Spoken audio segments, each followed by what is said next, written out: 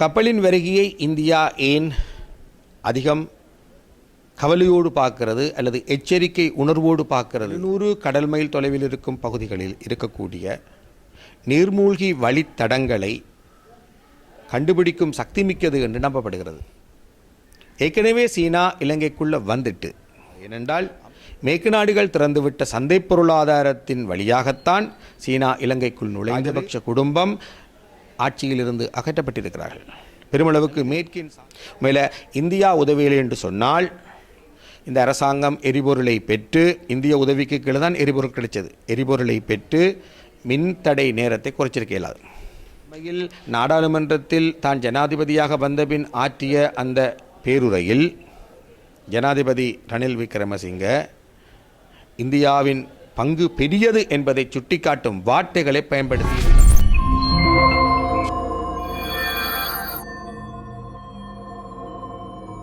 Yuan வாங் 5 என்று அழைக்கப்படும் ஒரு சீன கப்பல், அது ஒரு ஆராய்ச்சி கண்காணிப்பு கப்பல் என்று அழைக்கப்படுகிறது. வரும் 11ஆம் திகதி அம்பாந்தோட்டை துறைமுகத்துக்கு வர இருந்தது. இப்பொழுது அதன் வருகை ஒத்திவைக்கப்பட்டிருப்பதாக ஒரு தகவல், ஆனால் உறுதிப்படுத்த முடியவில்லை. இந்த கப்பலின் வருகை ஏற்கனவே ராஜபக்ஷ அரசாங்கத்தில் சீனாவுக்கும் இலங்கைக்கும் இடையில் ஏற்றுக்கொள்ளப்பட்ட ஒரு நிகழ்ச்சி நிரலின் பிரகாரம் அமைகிறது. இந்த கப்பலின் வருகை என்பது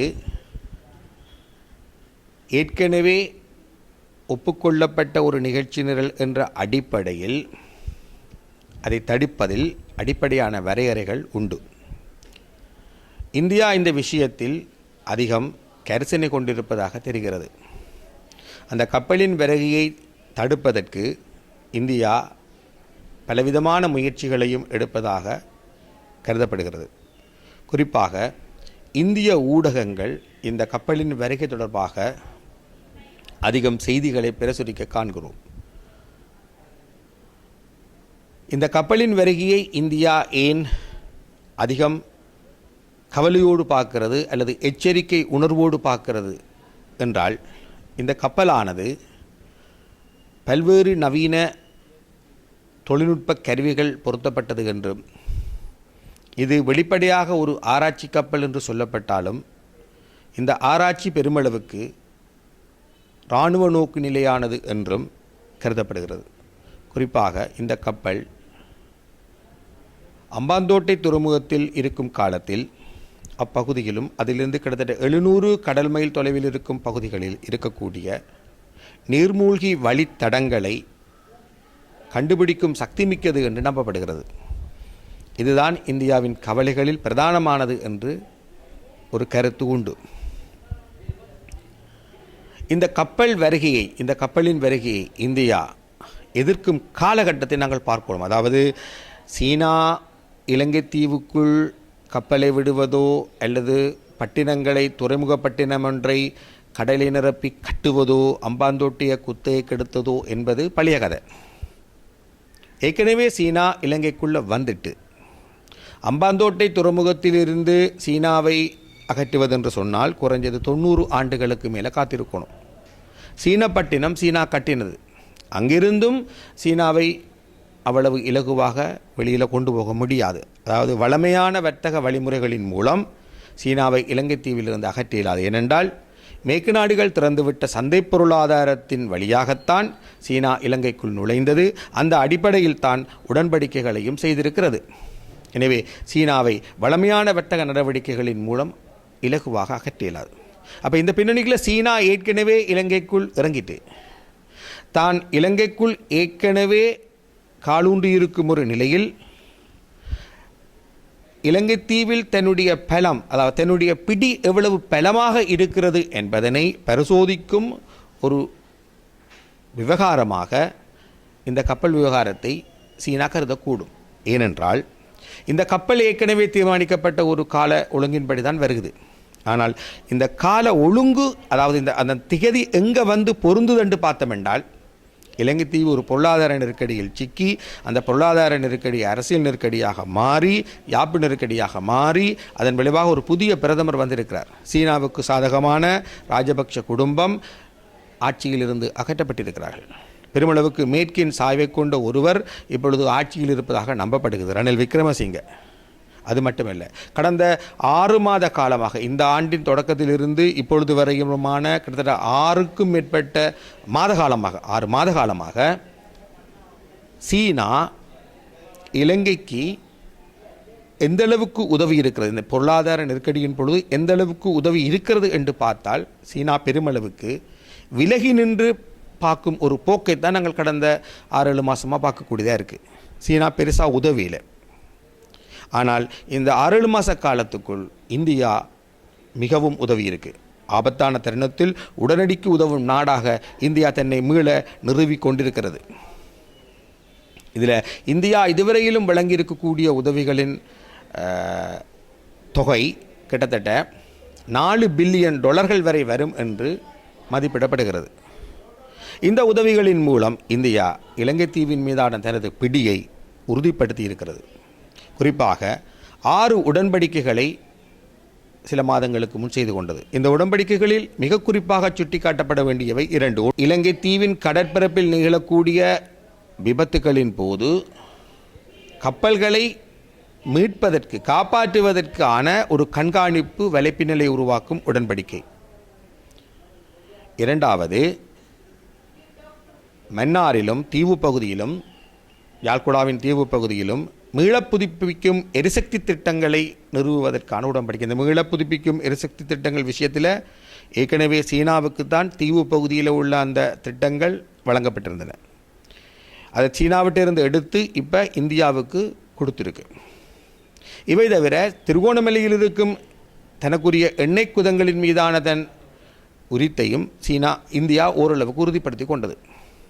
இதைவிட வடக்கூட தொடர்புடைய பலாலி விமான நிலையத்தை மீள திறத்தல், காங்கேசந்துறையிலிருந்து காரைக்காலுக்கு ஒரு கப்பலை விடுதல், மற்றது இந்தியாவில் மன்னாரிலிருந்து தமிழ்நாட்டுக்கு ஒரு கப்பலை விடுதல், மற்றது யாழ்ப்பாணம் நகரப்பகுதியில் இந்தியா கட்டியிருக்கும் அந்த கலாச்சார மண்டபத்தை முழுமையாக திறந்து விடுதல் போன்ற விஷயங்களும் பேச்சுக்களில் இருக்குது. இவ்வாறான இந்த விவகாரங்களின் பின்னணிக்குள் இந்தியா குறிப்பிட்டு சொல்லக்கூடிய அந்த கடல் கண்காணிப்பு உடன்படிக்கை போன்றவற்றின் மூலம் இலங்கை தீவின் மீதான தன் பிடியை மேலும் இறுக்கிக் கொண்டிருக்கும் ஒரு காலகட்டம் இது. மேலே இந்தியா உதவியில்லை என்று சொன்னால் இந்த அரசாங்கம் எரிபொருளை பெற்று, இந்திய உதவிக்கு கீழே தான் எரிபொருள் கிடைச்சது, எரிபொருளை பெற்று மின்தடை நேரத்தை குறைச்சிருக்க இயலாது. அதே மாதிரி இந்திய உதவி காரணமாகத்தான் எரிபொருள் ஓரளவுக்காவது கிடைக்கக்கூடிய ஒரு நிலைமை வந்தது பொதுமக்களுக்கு. தவிர உரம் கிடைக்குது. எனவே இந்திய உதவி என்பது இலங்கை தீவை பொறுத்தவரையிலும் கடந்த 6-7 மாதங்களாக சேலைன் ஏற்றுவதை போன்றது. உயிர் போகாமல் தடுத்து சேலைன் ஏற்றுவதை, அதைத்தான் அண்மையில் நாடாளுமன்றத்தில் தான் ஜனாதிபதியாக வந்தபின் ஆற்றிய அந்த பேருரையில் ஜனாதிபதி ரணில் விக்ரமசிங்க இந்தியாவின் பங்கு பெரியது என்பதை சுட்டிக்காட்டும் வார்த்தைகளை பயன்படுத்தி இருந்தார். அப்போ இந்தியா தான் இலங்கைக்கு உயிர் மூச்சை வழங்கியது என்ற தொனிப்பட அவர் பேசியிருந்தார். அப்போ இவ்வாறு இந்தியா இலங்கைக்கு உதவிகளை வழங்கி இலங்கை தீவின் மீதான தன் பிடியை அண்மை ஆண்டுகளில் மேலும் பலப்படுத்தின ஒரு காலகட்டம் இந்த கடந்த 6-7 மாத காலகட்டம் எனலாம். இப்படிப்பட்ட ஒரு காலகட்டத்தில் தான் இப்போ இந்த கப்பல் வருகிறது. எனவே இந்த கப்பலின் வருகையை தடுக்கிற பேரம் தனக்கு இருக்குதென்று இந்தியா கருதக்கூடும். அதே நேரம் தான் ஏற்கனவே அம்மாந்தோட்டையில் நிற்கிறேன், துறைமுகப்பட்டினத்தை கட்டிட்டேன், எனக்கும் இங்கே உரித்திருக்கு என்று சீனா இந்த தருணத்தை ஒரு பரிசோதனையாக பயன்படுத்த முயற்சிக்கலாம். அப்படி பார்த்தால் இந்தியாவுக்கும் சீனாவுக்கும் இடையிலான ஒரு ராஜதந்திர முருகலை இது ஏற்படுத்தியிருக்கு என்பதைத்தான் அண்மையில் இது தொடர்பாக சீன வெளியுறவு அமைச்சு வெளியிட்ட அறிக்கையும் காட்டுது, அது பாவிச்சிருக்கிற வார்த்தைகளும் காட்டுது. அப்போ இந்த பின்னணிக்குள் இந்த கப்பல் விவகாரம் என்பது நமக்கு எதை காட்டுது என்று சொன்னால், இந்த குட்டி இலங்கை தீவு பேரரசுகளின் இழிவிசைகளுக்குள் சிக்குண்டிருக்கிறது.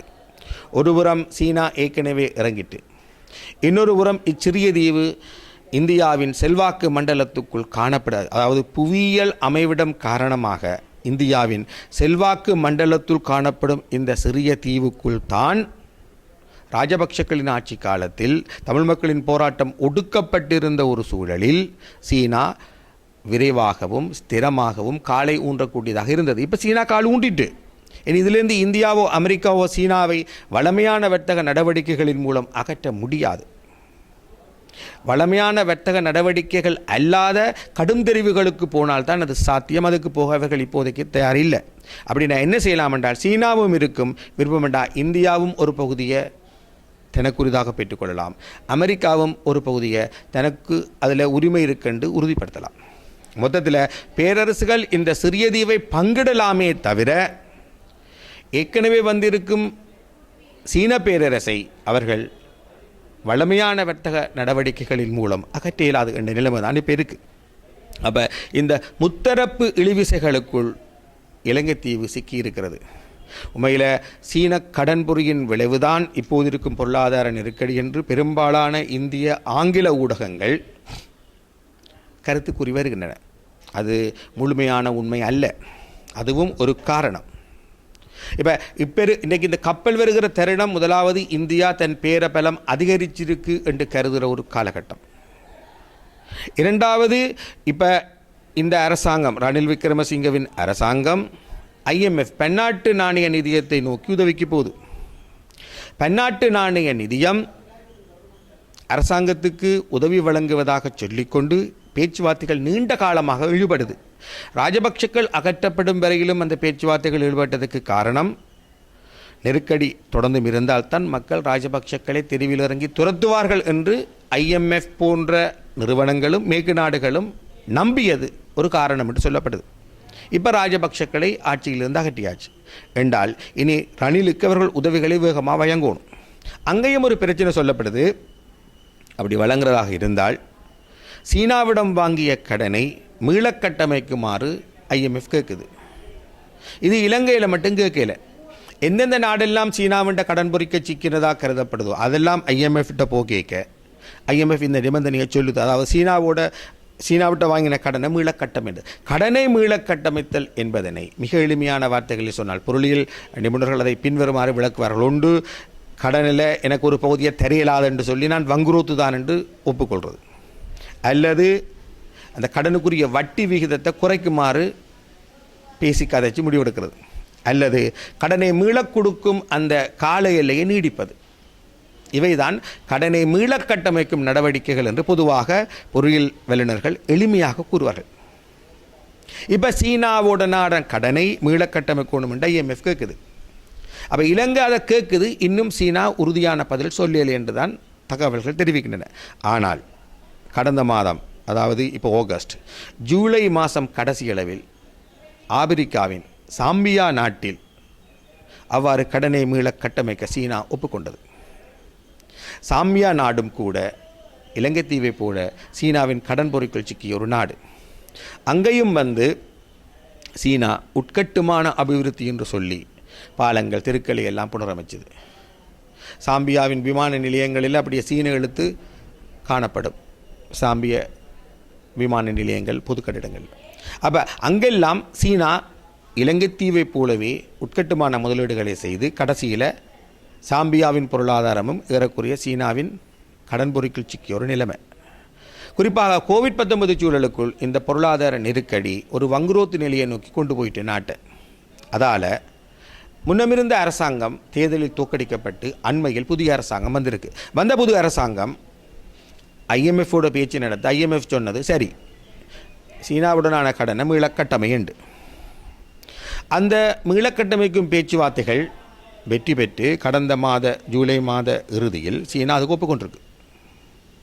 ஆனால் அப்படி இலங்கை தீவுக்கு இன்னும் சீனா ஒப்புக்கொள்ளலை. சாம்பியாவின் பிராந்திய நிலவரம் வேற, இலங்கை தீவின் பிராந்திய நிலவரம் வேறு. இலங்கை தீவு இந்தியாவின் செல்வாக்கு மண்டலத்துக்குள் வருகிறது. எனவே தனது கடனை இதில் ஒரு பிடியாக சீனா கருதும். அதாவது இலங்கை தீவின் சீனாவின் முதலீடுகள் என்று கூறப்படுகிறவை அரசியல் முதலீடுகள் தான், பொருளாதார முதலீடுகள் கிடையாது. அரசியல் உள்நோக்கமுடைய முதலீடுகள் தான். அந்த அரசியல் உள்நோக்கம் எதுவென்று பார்த்தால் இது இலங்கை தீவு என்பது இந்தியாவின் செல்வாக்கு மண்டலத்துக்குள் காணப்படும் ஒரு தீவு. எனவே இதில் தண்ட செல்வாக்க எப்படி ஸ்தாபிக்கலாம் என்று யோசிக்கிற இந்த பிராந்தியத்துக்கு வெளியே இருக்கும் பேரரசு முதலீட்டை ஒரு அரசியல் முதலீடாக, ஒரு இராணுவ முதலீடாக, ஒரு ராஜேந்திர முதலீடாகத்தான் கருதும். அந்த அடிப்படையில் சீனா இந்தியா கடந்த 6 மாதங்களாக இலங்கைக்கு அதிகம் உதவி கொண்டு வரும் ஒரு சேலை நேற்றி கொண்டு வருகிற ஒரு சூழலில் தண்ட பேரபலம் இப்போ இந்த தீவில் எப்படி இதுக்கண்டு பரிசோதிக்கிறதுக்கு இந்த கப்பலின் இந்த விஜயத்தை ஒரு பரிசோதனையாக ஒரு சோதனையாக பயன்படுத்தக்கூடும். ஆனால் இப்போ கடைசியாக கிடைக்கிற தகவலின்படி இலங்கை கேட்டிருக்கு திகதியை பிற்போட சொல்லி சீனா அது தொடர்பாக வெளியிட்டிருக்கிற அறிக்கைகள் பெருமளவுக்கு இந்தியாவுக்கு எதிரான வார்த்தைகளை கொண்டிருக்கின்றன. அப்படி என்று சொன்னால் இந்த விஷயத்தில் சில நேரம் சீனா ஒத்துக்கொண்டு கப்பல் வராமல் விடலாம். ஆனால் இது ஏற்கனவே 2 அரசாங்கங்களும் ஏற்றுக்கொண்ட ஒரு நிகழ்ச்சி நிரல் என்பதனால் நீ கப்பலை விடத்தான் வேண்டும் என்று கேட்டால் அது ரணில் விக்ரமசிங்கவுக்கு ஒரு ராஜ்ய நெருக்கடியாக மாறும். அவர் ஏற்கனவே உள்நாட்டில் மிகவும் பலவீனமான ஒரு ஜனாதிபதி. அவர் எதிர்கொள்ளப் போகும் முதலாவது ராஜதந்திர நெருக்கடியாக இந்த கப்பல் விவகாரம் மாறக்கூடிய ஏதுநிலைகள் தெரிகின்றன. ஆனால் சீனா ஏற்கனவே இலங்கை தீவில் கால் ஊண்டிட்டு என்றது இந்தியாவை பொறுத்தவரையிலும் ஒரு தோல்விதான். ஏற்கனவே இந்த பிராந்தியத்துக்குள் சீனா வந்துட்டு இந்தியாவின் செல்வாக்கு மண்டலத்துக்குள் சீனா முதலீடுகளை செய்துவிட்டது. அந்த முதலீடுகள் பெருமளவு ராஜதந்திர, அரசியல், இராணுவ முதலீடுகள். எனவே இந்த பிராந்தியத்தில், அதாவது இந்தியாவின் செல்வாக்கு மண்டலத்துக்குள் சீனா ஏற்கனவே கால் ஊண்டிட்டு அதன் விளைவாகத்தான் இப்போ ஒரு கப்பலை விட்டு தன் செல்வாக்கை சீனா பரிசோதிக்கிறது. இதை எப்படி ரணில் விக்ரமசிங்க எதிர்கொள்ளப் போகிறார் என்பதில் தான் அவருடைய கெட்டித்தனம் தெரிய வரும். ஏனென்றால் அவர் எல்லா பேரரசுகளையும் சமதூரத்தில் வைத்திருக்கக்கூடிய ஒருவர் என்று கருதப்படுகிறார். எனவே இப்பொழுது அவர் இந்த விவகாரத்தை எவ்வாறு அணுகப் போகிறார் என்று பார்க்கணும். இது அவர் பதவியேற்ற உடன் வருகிற முதலாவது ராஜதந்திர சோதனை ஆகும்.